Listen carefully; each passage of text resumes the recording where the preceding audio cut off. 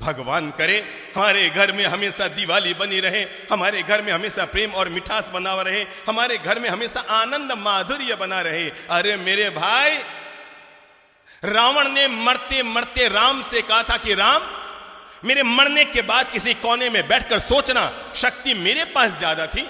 अरे मेरी तो पूरी लंका सोने की, तेरे तो अयोध्या में तेरा सिंहासन भी सोने का ना होगा। महादेव मेरी मुट्ठी में, शनि मेरे काख में, नवग्रह मेरे पांव के नीचे और यमराज मेरे कहे पे चलने वाला।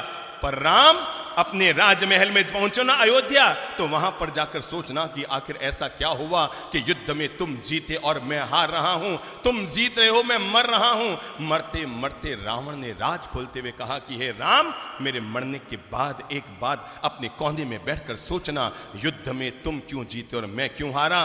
तुम शक्तिशाली थे इसलिए नहीं जीते राम, शक्ति मेरे पास है। तुम भक्ति करते हैं भगवान की, अरे महादेव की जो मैंने भक्ति की है दुनिया में किसने की होगी। पर राम तुम इसलिए जीत गए, राम तुम इसलिए जीत गए।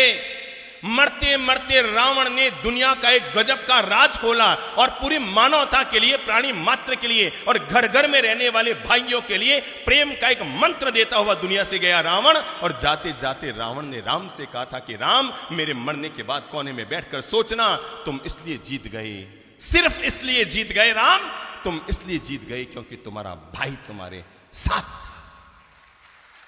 बस तुम इसलिए जीत गए क्योंकि तुम्हारा भाई तुम्हारे साथ था। और राम, मैं इसलिए हार गया क्योंकि मेरा भाई किसके साथ, तेरे साथ था।